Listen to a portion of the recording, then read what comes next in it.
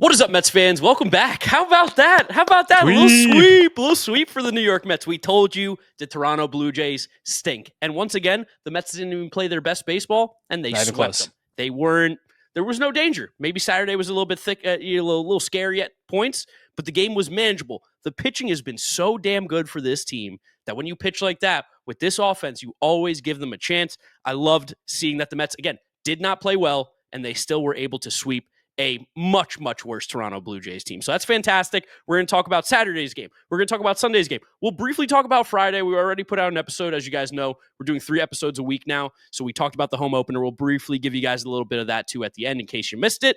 But this week as well, we're going to be having this episode for the Marlins and prospect report coming either Friday or Saturday for you guys. We want to make sure that we talk about the first week of the minor leagues. A lot of things have looked great, a lot of big things to talk about, and I'm sure there'll be more. So keep an eye out for that. And make sure you are subscribed to the Mets'd podcast on YouTube. Make sure you're subscribed to Mets'd podcast on Apple, Spotify, Google, wherever you get your podcast. Make sure you download over there. We really do appreciate you. James, we were watching the game Saturday night. Sunday, big win. How are you feeling about this series? It's amazing. You said it well, where this team isn't even playing well right now, and they're still finding ways to win. And this is kind of just like good team things. Like good teams find ways to beat teams they're clearly better than.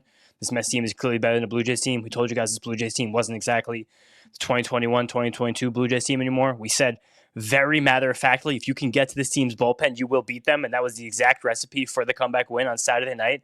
I wanted to do a big shout-out to John Schneider, manager of the Blue Jays. And Sunday. I mean, Sunday they got both the runs with Bowden Francis. But yeah, they were still swinging the bat well. Yeah, they were trying. They almost got some insurance there, if not for Mr. Brett Baty. We'll talk about him later. But Saturday, that game was amazing. The fact that they pulled Chris Bassett when he was cruising in the 6th or 7th inning, whenever it was, with 80-something pitches. He was ready to be stretched out to 100. The way he was making those Mets hitters look, moving that 2-seamer and that 4-seamer and that curveball and the tight slider and the big slider. It was sensational what he was doing. And you kind of love watching a guy like Bassett in a groove like that, knowing how much he probably knows about half of these hitters just because of the time he spent with a lot of them. The Mets, there were a couple of those at-bats against Pete where he knew Pete was looking for that low and outside little cutter or 4-seamer, and he would throw the 2-seamer that cut back into his hands, and Pete gave him a little head nod. There were some funny moments there, but just amazing to see the fight in this team. Every single game this season, I know they have played not well in some of them. I know they've lost series to the Astros, lost the 1 game to the Marlins, but this team hasn't quit for a second. It's only been 9 games, probably not the biggest award ever in the world, but the fight, the tenacity, the perseverance, it just really feels like this team is cohesive right now with the only thing they care about is winning. Yeah, and we're starting to see some guys warming up a little bit too at the plate while Juan Soto is not still at that level just yet. Keith has mentioned his shoulders flying open a little bit. He's just a little out in front of pitches right now. He's still able to barrel up baseballs, hit him 111 for a double down the line. He hustled out that double as well, which I love to see from Juan Soto, who a lot of people in the baseball world, after Juan Soto signed this contract, he's a DH, he can't play the outfield, he's slow, he's lazy. It was oh, it's interesting. After the Mets signed him, we hear all these things. When he plays for every other team, Juan Soto's the next Ted Williams. But now, all of a sudden, he's the lazy, slow guy who can't do anything right. That's not real. He was line driving and running the base as well, playing good outfield. But I love to see that Lindor's got a hit in every single game in the series. He got a leadoff hit in every game. Yeah, a leadoff. He got the double in game 1 and 2. He got another hit in game 3, which was fantastic. The at-bats have been a lot better. The at-bat on Sunday against Bowden Francis to start the game where Bowden threw that high fastball and he got on top of it, quick, pulled it down the line or right to the right fielder.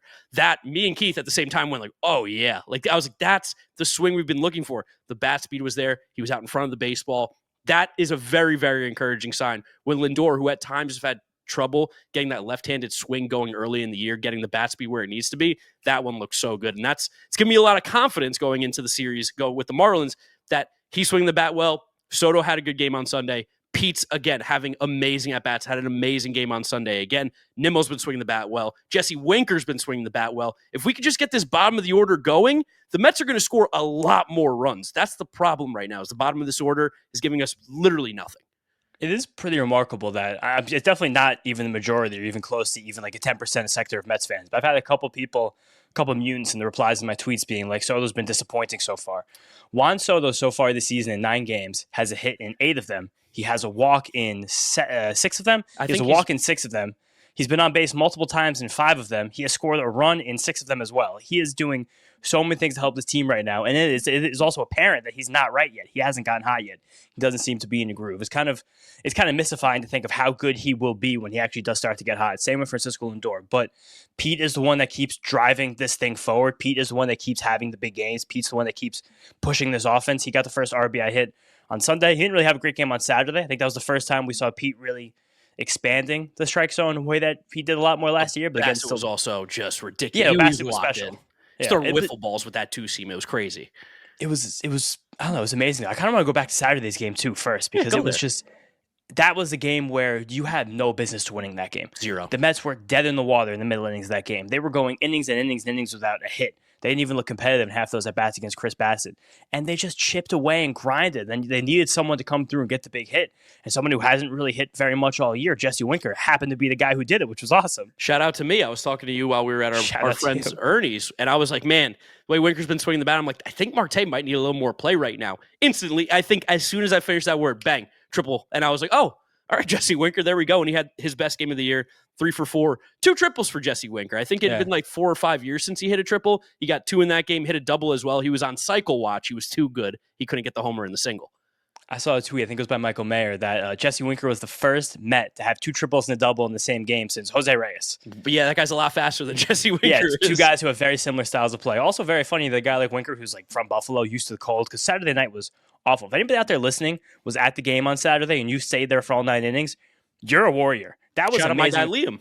Yeah, Carlos Mendoza mentioned it even after the game. He was like, I can't believe how many fans were at this game and how long they were. Anthony Tacoma tweeted on Sunday after the last game of the series that the Mets had more attendance and more tickets sold in their first series at Citi Field compared to the first series last year against the Brewers by almost 30%. Wow, that's and huge. That this series was 20% more tickets sold than any 3-game series in the whole schedule last year. I mean, Cohen called out the Mets fans at the beginning of the year. Maybe it was half rightfully so, because he was right. There, we didn't attend the games too well, but the team did stink for half the season, so I totally understand why.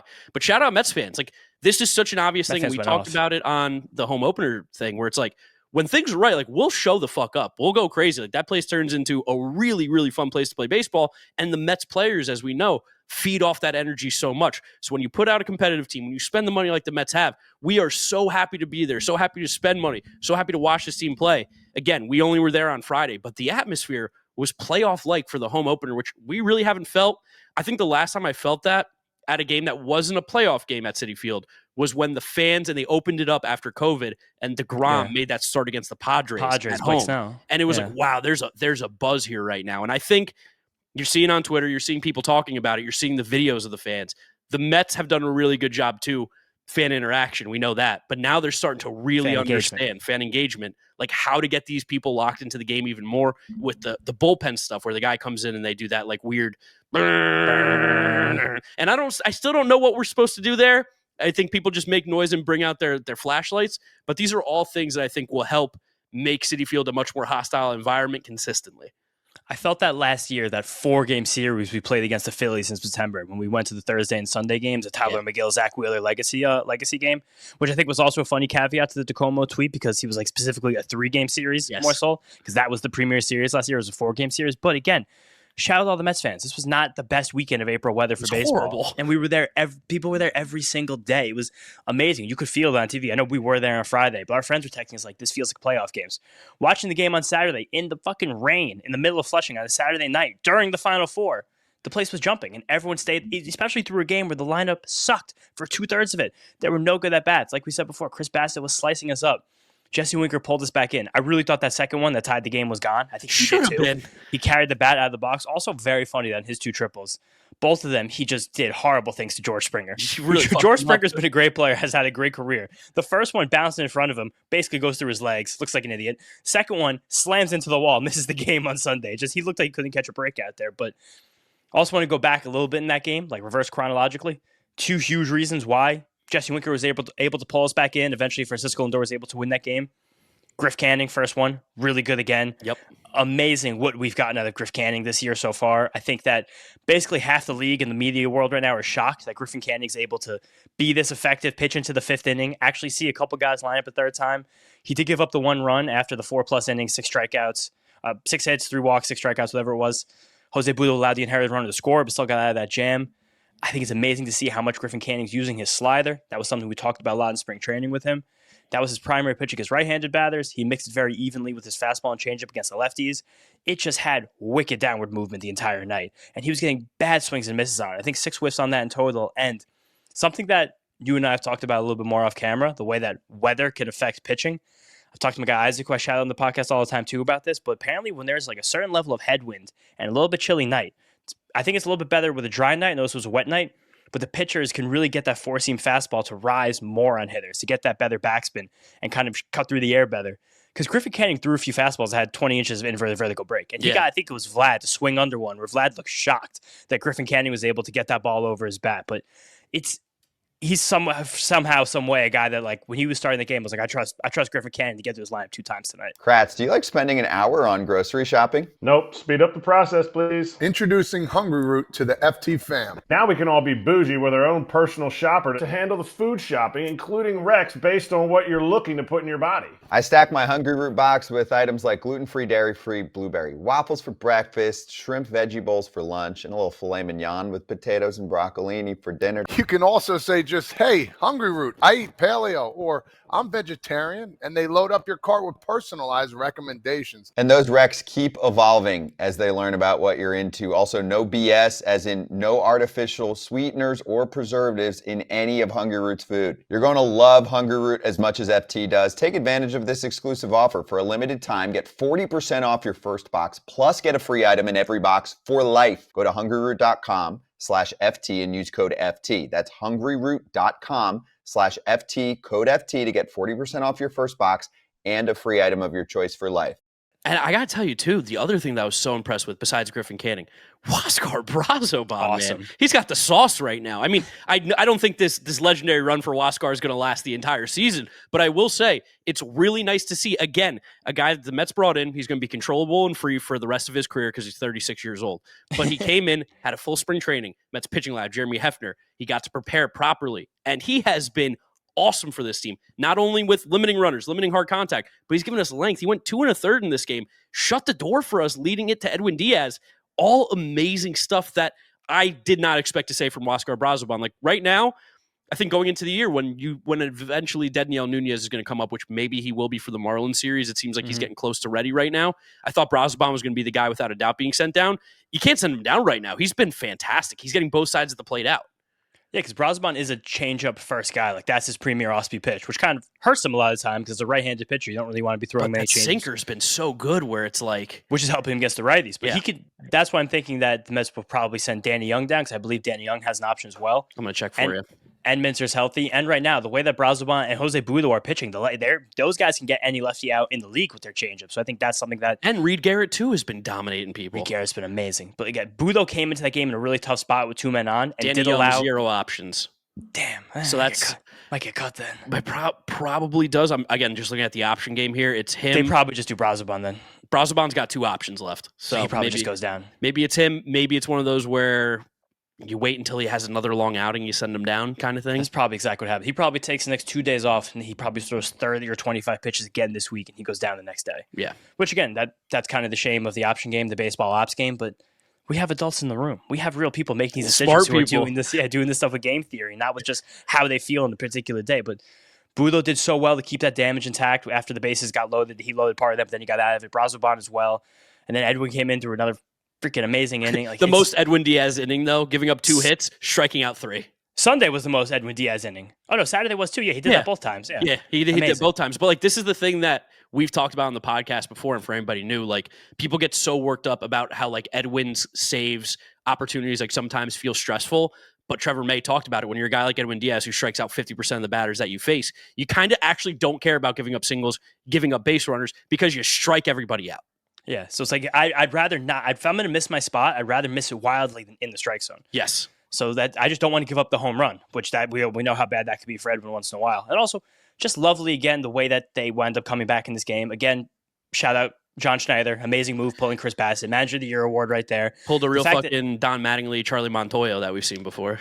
which is really nice that the way we were able to get to that bullpen is exactly what we told you guys in the episode previewing the series, where Bassett comes out in the 7th inning. They immediately bring in Yimi Garcia to get out of the big jam in the 7th inning, and they waste their best relief pitcher, Yimi Garcia, or at least their best seventh man, Brett Baty, Jose Ziri, and Starling Marte. Brain dead. But that's what I'm saying. But there was a man on base. He literally allowed a 2-out single to Mark Vientos with a left-handed batter coming up, who Bassett's fine against lefties because there's a lot of pitches that work both sides of the plate.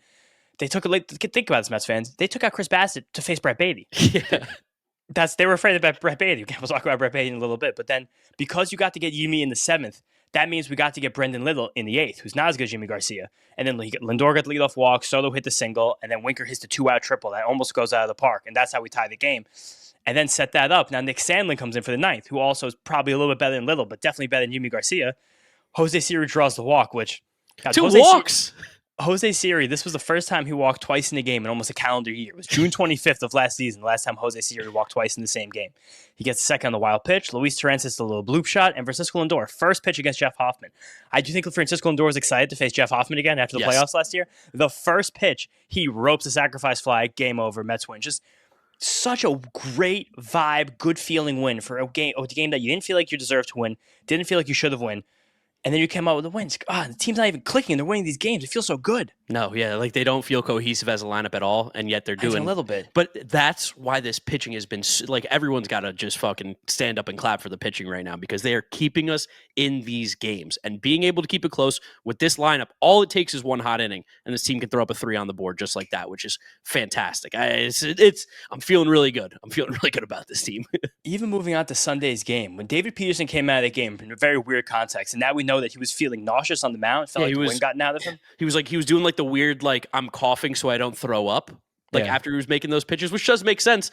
And he was also like, it was very much going through the motions, which is also one of those things I feel like happens when you feel like you're going to throw up. You're just like, oh my God, I just want to like get out of here as quickly as I possibly can. But then with him coming out of the game in a very tense spot, basically allowing the Blue Jays to even get into this game. Like if that situation, if David Peterson never would have gotten nauseous, they would have never even been close to winning this game. But instead that happened. He hits Andres Jimenez after a second mound visit to let the first run of the game in for the Blue Jays. Max Kranick comes in, again, king of the bullpen, gets out of his second huge bases loaded jam against, I think it was Alejandro Kirk. Yeah, Kirk. Say what you want about Alejandro Kirk, still a guy who can handle the stick a little bit. And the Mets bullpen gets through 4 more innings, only allowing 2 base runners. Another one of them being a hit by pitch from Edwin Diaz, and then seeing how single with AJ Minter. But it's just like two hit by pitches by Edwin Diaz. 2 hit by pitches by Edwin. I forgot the first one. I only remember the bow one in the middle of his back. Yeah, drilled Bo Bichette in the ribs, which that's going to feel awful. And right about now when you're listening to this, and then he barely it just clipped Alan Roden on his elbow pad. The lead off the inning. My mother gasped when Edwin hit Bo Bichette. She was like, "Oh my God, is he okay?" You could hear the thud. That one hurt. That one also was so scary because the one thing you don't want to do in this Blue Jays lineup is give Vladimir Guerrero Jr. a chance to beat you. Nope. That's exactly what Edwin Diaz did. But again, it didn't matter. Kranick, Reed Garrett. I think this was also the best that Minter's color has looked so far this season. Wait, it was. How many booms for Big AJ? I'm not doing booms. It's 5 big booms. That's 5 big booms. Boom! Boom! I'll kill this right now. Boom! Shout out to Rizzler also being at the game, throwing out the first pitch. Exactly. Shout out to Rizzler. I genuinely love that kid. It was adorable to see him throw the little ball in front of the mound, like bounce it. Also, the fact that he was sitting behind home plate doing his little Rizzler face, trying to distract the Blue Jays pitchers. The queen of Mets Twitter, Diana, grabs the video, tweets the Rizzler's distracting the Blue Jays pitchers, and it's working. And then the Rizzler quote tweets Diana with all his little Rizzler faces. And it was just a wonderful moment that us being perpetually online, like for us, that's really cool. For a bunch of you guys that don't live on Twitter and on your phones or in the social media landscape, you're probably like, what the fuck are these guys talking about? But it's nice to go through this game and be like, if nobody else got us, I know this bullpen got us. Yeah, no, they really do. I mean, the pitching has been so good and the bullpen's been so good. Overall this season, the Mets pitchers have the lowest ERA in baseball. I don't really like using that because it's very early in the season. Things are going to change a lot, but it's nice to see that through 9 games, it's a 1.91. That's ridiculous. It's really the Dodgers are the next closest at 2.5. And they have a bullpen that costs $50-60 million more than the Mets. And again, I don't think the Mets are going to go through the season with the best rotation in baseball. There's no chance that happens. I do think there's really ample chance. We gave us a bold prediction. The Mets bullpen can go through the season as one of the 5 or so best bullpens in the whole league. We're striking guys out. We have tons of good stuff. We have guys with velocity. We have guys on both sides, lefties and righties. We have different arm slots. It's like this was a beautifully built bullpen, and we were beginning to see the signs of that and the shades of that in spring training. And now seeing it in the season, it's so fucking awesome to have this bullpen we can rely on right now. Yeah, we got to get that bottom of the order going. We saw Vientos hit a ball hard on a single today. We saw him take a walk. His body language the first 2 games of the series was maybe some of the worst that I've ever seen. It was Steven Matz like, and I am keeping an eye on it. I am concerned. Vientos' body language and mental game to me is about as bad as it could be. Getting a hit, getting a walk was huge for him on Sunday. Huge. Hopefully he has a big series against the Marlins, can right that ship, because he's too talented of a player to be mopey and woe is me as much as he is. There's a difference between being frustrated and there's a difference between what we've seen from him. Hopefully he straightens that out. Yeah, it was like elements of moodiness where he's like staying at the box after a bad strikeout, throwing his bat, it's like sulking. Like you just can't. I don't know. A guy like Vientos, who last year was so good, became such a rising star so quickly. Much confidence. Had such an amazing playoffs. The swagger was out. Swaggy V. But baseball is a brutal game. Like if you're the best player in the league, you fail 7 times out of 10. Like you have to be able to deal with these hot streaks and cold streaks. Someone Vientos who basically never got cold all of last year, who was pushed to his limits, who was under intense competition and scrutiny the entire year. Like maybe he needs that to drive him, which you have to be able to self-motivate. It's a problem that Brett Baty's not hitting it all either. Brett Baty has done the exact same thing he's always done every single time he gets to the major league level, seemingly go up there with no plan, not have any process, and kind of just fall apart. Like you guys could probably see my face right now. Like I'm sad. It's really upsetting that we've gone through a week of games and Brett Baty looks almost as bad as he ever has. Yeah, I mean, you put out a tweet about it, and I'll let you read out the stats here in a second, but we were talking about it on Saturday when we were watching the game together, texting my dad about it. It feels like Brett Baty, every single at-bat, is not only 0-1, but 0-2. And if you've ever watched, again, we've shouted out this video 5, 6, 7 times on this podcast, but Foolish Baseball did a video about how important getting ahead in the count is and what kind of hitters you are. Like he gave comps. This is what you are. When you're 1-0, you're Freddie Freeman in Major League Baseball. That's the OPS. When you're 0-1, you're Paul DeYoung. You're 0-2, you're, who's the worst hitter in baseball you can think of? It was Maldonado. Yeah, Martín Maldonado. That is basically the worst hitter in baseball who plays every single day. Like there is such a huge difference. And for a guy like Baty, he's 0-1 every single time. The pitchers are not afraid to throw him strikes because most of the time he's either swinging through it or he's taking it right down the middle. And then they throw a ball out of the zone. He chases it. He's 0-2. Then they throw a ball out of the zone, strikes out, hits a hard ground ball. I'm going to say something that I'm not proud of. I'm not happy about it, but like this is the first time where I've been like, I think it just might not work out right now for Brett Baty. I don't see the ray of hope right now. I feel very down and I hate it because I love Brett. He's a great dude and he is a talented player. He has to be. He's too good to be this bad. I just don't know how he fixes this. I have no idea because until he actually starts to hit the ball with some oomph, the approach is so terrible. It feels so mental for him.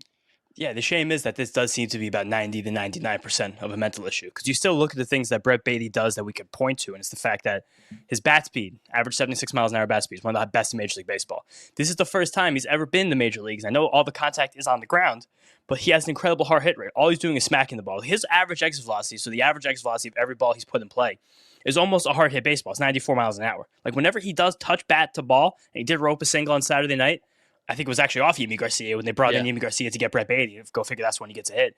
He does it. But I've put these stats on Twitter. They're jaw-dropping, truthfully. Brett Baty's taken 21 plate appearances this season. He's fallen behind 0-2. Not even 0-1, which he's fallen behind in most of his plate appearances this season.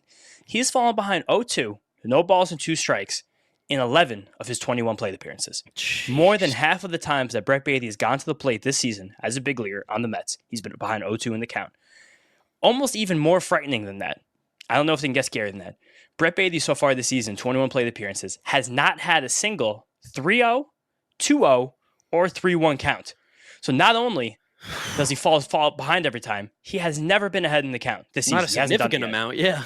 The fact that he's even able to hit the ball as hard as he does, as consistently when he actually makes contact, without ever being ahead in the count, honestly is a marvel. He's yet to draw a walk this season. It's so bad right now, but the worst part is that he's doing it to himself, kind of, in a way. Yeah. And what you said before, when I contested you on this last night, and I wanted to be right about this, that you're like, he never swings first pitch. Brett Baty right now swinging at the first pitch about 35% of the time, which is higher than the Major League average of 28% of the time swinging at the first pitch. It's crazy. But the approach is so backwards and bad. I think there's a fear for him, like a jumpiness, when he gets that first strike to go after the next pitch. It seems like every single pitcher in the league knows you give Brett Baty a strike first, You give him a ball second, and then you could do whatever you want. Because then there were a couple of at-bats against Bud Francis in this game on Sunday where he did hang in there 2-0, and he was able to hit some foul balls. He was able to take some tight pitches. But again, have to shout out the foolish baseball video again. When you fall behind the count, you severely hamper what you can do at the plate. You cannot be successful if you do it over and over again. It's funny that I think it is a skill for some baseball players, but I think generally it's something that's kind of more just good luck, being a good 2-strike hitter, because it's just hard. The pitcher has all the power in that situation. They can do whatever they want to you. And the fact that Brett Baty keeps putting himself in these situations, you simply can't be successful as a major league hitter doing that consistently. You want to hear a fun stat, just again for people? So we've been talking about the foolish baseball video. Juan Soto, one of the best hitters in baseball, maybe the best left-handed hitter in the entire game. Him and Shohei Ohtani up there, two of the best. Juan Soto for his career. Can you guess what his OPS is in an 0-2 count for his career? He's 650. had way lower, 496. Wow. I was even going above. It's impossible. It's impossible to be a good hitter. Yeah, like even looking at 1-2, 518, 2-2. So even just having 2 strikes alone as a count, Juan Soto is a 500 OPS hitter. It is so incredibly difficult to be successful with that count. And for Juan Soto to be that bad, imagine what it's like when you're Brett Baty and you're not Juan Soto. Like, it's crazy. No, it's like, we're not trying to mince our words here. This has been the preeminent Brett Baty believers for a long time. And I still love him, but I can't believe right now until I see a change. It just seems like he does this thing. He gets into his own head. And also, just for reference, this season so far, the league-wide OPS when you're an 0-2 hitter is about 500. It's impossible. 506. Yeah, you're a terrible baseball player. Who has a 500 OPS? You're Brett Baty. That's what it is, basically. When you're Baty, that is Brett Baty. You're Brett Baty all the time. I don't even think he has a 500 OPS in the season. That's significantly lower than Rafael Devers' OPS is right now. And he struck out 15 times his team's first 5 games. That's crazy. It's just, you can't. It's just, it seems like a very simple thing, and you can see it when hitters are doing well, when hitters are doing poorly. It just all comes back to pitch selection, going in there with a plan, sticking to that plan, having confidence in the box. It's simply not there for him right now. And Jeff McNeil kind of can't come back soon enough. We saw him taking grounders and taking BP. It seems like he's due to come on a rehab assignment very soon. Hopefully, because the other problem here is that Acuna is also taking some of the worst at-bats that we've seen in a long time. I mean, at least we know he's just going up there to be an agent of chaos. He's hacking. Like, I'll give him this. Yeah. He's going up there. He's not getting cheated. The problem is his pitch selection has been piss poor. And truthfully, the funny thing is that Acuna has been quite a good middle infielder besides that error in opening day. Yeah. And Baty has been a fine second baseman as well. Him and Vientos turned a great double play on Sunday where Vientos in the hole threw a dart to Baty. Baty came around the bag. I was like, wow. Really nice. Like, he looks like a major league second baseman. That was fantastic.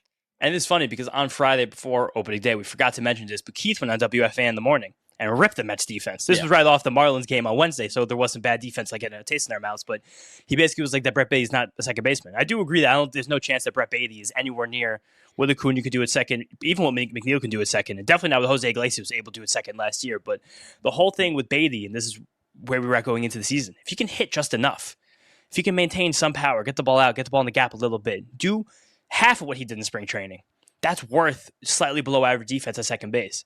But if he's playing slightly below average defense at second base and hitting like this, which is not at all, it's very hard to justify his roster spot. And I don't think that he will have one once McNeil comes back. No, when McNeil comes back, he's sent down. Unless he gets hot in this Marlins series. It's like this and probably Sacramento are the two chances he's got to be a major league player again this season. Otherwise, I'll be honest, I'm going to be the most negative I've ever been. I don't know when he comes back up for this team. I don't know if he does. There's also a strange thing going on right now with Luisangel Acuna where he only has one option season left. He lost an option sometime with the Rangers. I'm not sure exactly how, but something with him being added to the 40-man roster. My guy Rob explained to me on Twitter, but I forgot it right now. Luisangel Acuna is someone that I think Mets fans are kind of divided on, but I think it's pretty clear that the potential isn't exactly sky high with him. Like, I know he had those amazing 2 weeks last year, but I think his best case scenario is being like a really high-profile utility player. Zesty Whit Merrifield, exactly where it was the whole time. I think he could be a really valuable player with that in his tool bag. But if the Mets send him down at all this season, if he goes down to Syracuse even one time, then he does not have an option anymore. He can never be sent down or come up again. He can never be sent down again to the minor leagues without passing through waivers first. And he is the kind of guy that will definitely get scooped up if he gets passed through waivers. White Sox will be all over him. So there might be some kind of roster situation this year with Luisangel Acuna where we see the Mets desperate not to demote him. Yes. Because this next year, that means he cannot be demoted. And Luisangel Acuna, I believe, loses a lot of his short-term and long-term value if he can't be a guy going up and down. Because, again, it's really just utility hitter. I think someone's knocking on I think one of my parents knocking on my door right now. Really? Do you want to go check? No, it's okay. I mean, what am I going to do? I think there really might be some roster games that happen. It also makes more sense with McNeil in the roster to have a right-handed guy like Acuna, to have a speed guy like Acuna, instead of a guy like Baty, who's also a left-handed batter and doesn't really offer a different wrinkle. Especially because we have some really, really slow guys in this lineup where we could use a pinch runner at times. And on the bench, like Tyrone Taylor's also fast, but we want to have him to be able to come into the game for defense too at some point, or Jose Siri to come in for defense, whichever one's not starting. But when you then look at the guys on the bench, I know technically you could put Marte if he's not playing, but Acuna is going to give you the highest ceiling in terms of like a base runner that can pinch run as well, which is important late in games when it's close. We know that Acuna is a good middle infield defender. I know he made that bad throw on opening day, but it's very clear watching that he's got good actions in the infield. He's got a pretty good arm. He has really good hands. He's quick to get to the ball. Like, he's a good middle infielder. It's just when this decision is going to have to be made in about 10 days, unless Brett Baty goes blisteringly hot for the next 10 days, like I don't see any way that he stays on this roster. I don't know what his future holds. It's a shitty situation right now. It's not one that I'm enjoying talking about, but it's just kind of where we're at. No, I hate it because, again, love Brett Baty. We love him on this podcast. We've been the most positive I think you ever be, but we're also, hey, hand up. When things aren't going well, we got to tell you the truth about it, and that is, unfortunately, the dark truth about what's going on with Brett Baty right now. All right, enough negative. We swept the series. A lot of positive stuff. Let's talk about some cool things here that were going on in this series as well before we preview that Marlins series coming up. No Sandy Alcantara, which is going to be great for us. Love to hear that. We don't know for sure. He might be turning and come back Wednesday. They maybe. I don't know. He probably Marlins didn't want him to pitch against the Mets to begin with, so I think they're like, me neither. Spend time with your child, please. Don't come back. Save that arm, baby. We got to trade you soon. But a couple things here. After Lindor hit this walk-off sacrifice fly on Saturday, he had a great quote to Steve Gelb, similar to how we gave that Pete quote from Friday, where he was like, "We love you guys, we love the fans, we feed off you guys." Steve asked Lindor about just kind of starting off hot and the importance of that after the way last season ended, and the fact that the team's like kind of grinding it out, finding ways to win these games, even though it doesn't look that smooth. And Lindor said, "It's part of the culture we're building here. Everyone that comes to play for the Mets has to understand we're going to grind, we're going to compete, we're going to give everything we got day in and day out, and at the end of the day, it's only about winning." That's such a good quote from your captain. Such a good quote. It's just amazing that, like, gave me goosebumps. Yeah, right? Like, but that's also why you go get a guy like Francisco Lindor. Like, you instill that culture for a few years. You have a definite leader that everyone in the clubhouse can look towards for this kind of, lack of a better word, leadership, guidance. And then he can come in, get the big hit, win a game like that. Not the big hit, the big sack fly, but that win on Saturday made me feel really, really good about this team. Yeah, because, again, they had no business winning that game whatsoever. They were outplayed. Granted, the Blue Jays didn't really hit because, again, that lineup stinks like we told you it does. But they were outplayed. They didn't hit at all either, the Mets. So it's really cool to come back and win those games. I also, something from opening day that I missed that I thought was really funny. Mm-hmm. You know the meme with like the two dragons that are like super serious and then the other dragon who's like goofy, like, bah.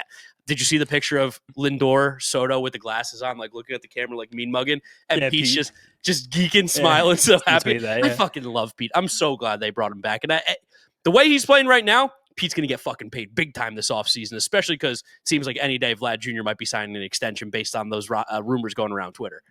I'll say this. I don't know how well Pete has to play this year to actually get paid this offseason. I just think that his player I think it's going to help. Is what it is. Yeah, it's not going to hurt, but I do think that he's still in a situation where his archetype of player is just not one that still gets paid. I'm hoping this means that I'm hoping this means he just falls so back in love with this team and this roster and this core and everything in the city that he wants to. Seems like he loves hitting behind Soto right now, the way he's going. I mean, I'll say this. Who wouldn't? Remember how many times you said Soto's been on base this year? It's over 400 on base percentage through 9 games.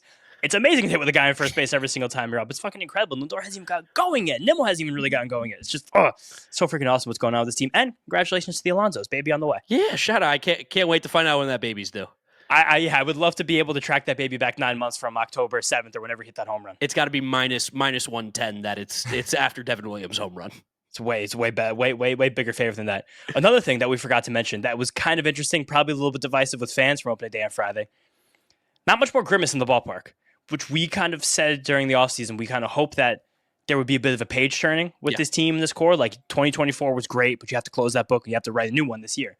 Nice to see that internally. It seems like the team might have done that. I'm sure it's not over. I'm sure we still get a grimace this year. There's no doubt about that. But nice to see that, again, there's been the page has been turned. I think the one guy who hasn't turned that page yet, ironically, is Mark Vientos. Yeah, he's still kind of pretending. Yeah, and he was wearing Grimace cleats, so I think that's cool. I'm cool with it. Like, have your personality on the cleats. That's the perfect way to do it. And the Mets wearing the purple long sleeves, I thought looked great as well with the City Connects. Which again, not the biggest fan of the City Connects. I don't think they're good. I don't think they're bad. But I do love the purple. Good. Yeah, I love the purple being incorporated into it. And hopefully on the next version of those, they throw a little more purple in there, which would be nice. But did you see the Phillies trying to get a little bit of their own McDonald's magic? Ronald McDonald throughout the first pitch at a game against the Dodgers, I think, the other day. Well, losers. And clowns suck. Ronald McDonald. I mean, I would have gone for the Hamburglar instead. But you're more of a hamburger guy over Ronald McDonald? Yeah, Ronald McDonald. I mean, that guy's creepy. He scares children. He's a terrifying human. But the Hamburglar, that's player number 2 right there if you can't get the big purple man himself, Grimace. Last funny thing I forgot to mention from opening day is I don't know if you guys caught it if you were in the ballpark. One, we did mention the big ovation for Jeremy Hefner. That was one of my proudest moments. I feel like we might have had like 1% to do with that, a teeny tiny bit about the Hefner love going around right now. But I think it's also obvious the way these pitchers are going. It was shocking how many politicians that were thanked by Howie that were invited to the game by Steve Cohen. A lot of local politicians. What could be the reason? Embroiled in a massive battle right now for his casino to do the Flushing project. So just something again, put in the ticker file. A little something to keep an eye on this casino drama that's been happening. Still. Not even close to getting the go-ahead from the local politicians, even though all the plans have been approved. All that good publicity keeps going out for Steve and the casino. So very interesting that there were like 7 or 8 politicians, assemblymen, council members, state senators, a judge. Very to keep an eye on that one. I know you're anti-casino for the community, but for the Mets. Anti-casino for the community, but for the Mets. It's unlimited money. That just still got unlimited money anyway. I'm still anti-casino. You gotta give me more unlimited money, even better. All right, let's talk about that Marlins series here. We've got a nice series preview coming up. We saw the Marlins 4 days ago, like 4 or 5 days ago. Pitching matchups, like we said, shouldn't be Sandy Alcantara. But what do we got moving forward here? No, we don't have any word on who's going to pitch for the Marlins on Monday after they had the rain out and no Sandy Alcantara now from Sunday. So that's going to be Kodai Senga Monday night in a chilly, wet game. We might have our first Senga Sanger as well. If Luis Torrens still needs another night, Senga Sanger, that would be electric. Also, we should shout out Luis Torrens again for missing the game on Saturday, but being able to come in with his forearm contusion after he took 2 consecutive foul balls off the forearm on Friday afternoon when Hayden Sanger was pinch hit for, and he was like, I'll come in for the game. And he got a base hit himself in the 9th inning. Almost won the game himself. So Luis Torrens is becoming, truthfully, one of my favorite guys in this team, like a bona fide warrior. And shout out Hayden Sanger for getting a hit on Sunday. Guy's been completely acceptable behind the plate. He's been a really good backup catcher. Yes, really good backup catcher. But Senga on Monday. Don't know what's going to happen for the Marlins. Tuesday, we're getting Clay Holmes, and we have to see Connor Gillespie again. I really hope after seeing that guy one time that these guys get to him. I mean, it was like the second time through the order, they did take a lot better swings. So yes, and I think we're going to be at that game on Tuesday. It's going to be like 30 degrees and windy at first pitch. So if you guys are there, bracing the cold with us, hit us up. Love to get a beer. And Wednesday matinee, 1:00 game. Bit of an ace-off going on here. Tyler McGill versus Max Meyer. Wow, bit of an ace-off. Max Meyer's fun, big-time prospect, high draft pick at University of Minnesota. Had some arm trouble, took a year off, got hurt, missed a whole year 2 years ago. Last year was kind of up and down. I think the Marlins are kind of manipulating his service time a little bit, but nasty slider, okay changeup, good fastball. He's a very good young pitcher. I mean, he just like Griffin Canning. He was also one of the worst pitchers in baseball last year too. So, but they were being weird with him. I think they were like mandating his changeup usage because they sent him down because he doesn't have the changeup yet, even though he was fine with just a fastball and slider. And when he was in the minor leagues, he was throwing like 30-40% of the time. And then he came back in the league and he was throwing like 25-30% of the time. And I was like, why is he throwing this changeup? Now the changeup actually is good, so maybe I was missing the forest for the trees, but he's a good young pitcher. I think that's going to be a fun matchup Wednesday afternoon, 1:00. Yeah, I mean, we got to sweep them. There's, again, especially with no Sandy, we got to sweep them. There's nothing else to say about this Marlins team. You guys just saw them. I think the only thing that's bad about this series with the Marlins is that we are not playing them again until, I believe, August or September. Which also could be really good because they might be even worse somehow. The next time we play the Marlins will be Thursday, August 28th. Sandy Alcantara on the team, yes or no? Definitely not. In August? Yeah, of course. And then we close the season with the Marlins, September 26th. Is who else could be traded from this team? Anybody? Or how many of the current guys on this 26-man roster will be on the roster in August? Just give me a number. Besides guys who are going up and down, it'll still be an organization or on the active roster? On the active roster in August, how many of the guys on the 26-man will currently be on the Marlins in August? I'm going to go like 15 or 16. I'll tell you, I think it might be higher than you think because there's no one else in this team with trade value. But I think if the thing to me is at some point someone's going to have a little juice, surely. And then if they don't, maybe they get sent down. Like Augustine Ramirez will be on the team by August. I think Davison Dos Santos is going to be on the team by August. Those could be two guys that take over for like Matt Mervis. And Matt Mervis is hitting. So is Aldo Lopez. So is Kyle Stowers. For And now. also, Aldo Lopez has added some bat speed. So maybe there is a tiny little bit of a breakout there. My favorite, But Aldo Lopez. Yeah, I mean, he's a good ball player. If there's actually some, but they're not going to trade these guys. They all have like 5-6 years of control. Like, you know what I mean? Quantrill, Alcantara, and then some of the relievers are really the only tradable assets they have. Also, I didn't know Anthony Veneziano, Jersey guy. Where's he Didn't know from? that. I don't know. My dad told me the other day. He could be wrong. Sometimes he like spouts out, but Let's see. I mean, just assuming you hear an Italian name, he's from Jersey. it's a paisan. Now I'm gonna give your dad. He is Hackettstown. Oh, he went to Coastal Carolina. Love that. I want to see what high school he went to. He probably whatever. It doesn't matter. Yeah, but I think that's all we got here. Do we have Frankie Peppers? Let me check. Give him a check. I mean, we got a Frankie. sweep. I'd love to hear what Frankie's got to say after a sweep. We do have Frankie Peppers. Shout out Frankie Peppers. All right, here comes Frankie sending this out. Gentlemen, this is Frankie Peppers. How you doing? How you That's doing? the first sweep of the Blue Jays in over 20 years. Nice. Beautiful series. That's a little quiet. That's okay. We will get there. I'm very pleased. I hope David Peterson's okay, but the pitching looks beautiful. Bats will wake up. It's only April and it's still cold. I let the kind folks on Discord know that I was leaving you a message, and Mikey tells you that the Illuminati is always watching. I don't know what that means, but boys, excellent series. I hope you're doing well. I'm going to make some bowling gaze tonight in celebration. So, let's go, Mets. I will talk to you boys soon. Take care. I need a Sunday sauce. I had the Sunday sauce today. But Quick and concise from Frankie too. He came with a plan. I loved it. love the 40-second from Frankie. But also, just like Frankie said, let you guys know we do have a Discord now. Mets'd Up Discord, having great combos in there. Really join the community. That link will be in the description to this episode. We've got like And 200 same people YouTube. in there, and it's bumping. It's sick. Yeah, Like it's really people- cool to see one, like the community that's been built over there, but two, like we've had some Mets'd Up guys like meet because of Mets'd Up. They've met in person. yeah. They've gone to games to each other. It's a really cool place to be. We have Mets fans all over the world. You get to interact. It's awesome. I think it's a great place, and I think you guys should join. So it'll be a link in the description, audio and video. So if you're on the Yes. YouTube channel, description. If you're on Apple Podcast, Spotify, whatever it is, it'll be in the description of the podcast as well. Yep, and Wednesday afternoon, we're going to record the next episode after the Marlins series. For our members, we're going to get that out for Wednesday evening. So if you guys are members, you got that episode basically 12-ish hours early, which And is when we pretty say cool. members, it's over on the YouTube channel. You click Yes. the join button, and then it's $2.99 for a month, and you get early access to the episodes that come out. Again, a lot of the times we film these earlier in the day, and then we release it for the next morning. You'll get it as soon as it's done and ready for YouTube, as well as a monthly live stream Q&A, which we're going to do at the end of April. So you still got time. Yes, and we'll do a prospect report this week, Thursday or Friday. So be on the lookout for that because we just had our first week of minor league baseball. We're going to have another full week of minor league action. We saw a lot of great stuff from Nolan McLean, from Brandon Sproat, from Matthew Allen making his triumphant return. Yeah. The Brooklyn Cyclones lineup is fucking awesome. Gotta Can't get wait out to get there. to a game down there. We got some studs down there. Boston Barrow, Carson Benji, Eli Serrano. Really excited for this Mets minor league team. We're seeing some real growth in the system right now, which is a lot of things are coalescing right now for the Mets. I cannot wait until 7 o'clock on Monday to watch this team play. I know. It's, Famous last words, but I'm very excited. and do I have anything else? I think that's it. I think that's pretty much it. All right, guys, thank you so much for listening, watching. Subscribe to the Mets'd Up Podcast YouTube channel. Follow us on all our social media, Mets'd Up, Twitter, Instagram, and TikTok. If you're listening to us, Apple Podcasts, Spotify, Google, drop us a rating, drop us a review, download, and subscribe. I've said it a couple times, but this is legit. Leave us reviews. We're going to be giving out shout-outs to reviews on the next episode. So if you want a shout-out, give us a nice review. We'll read out your thing. And that's it.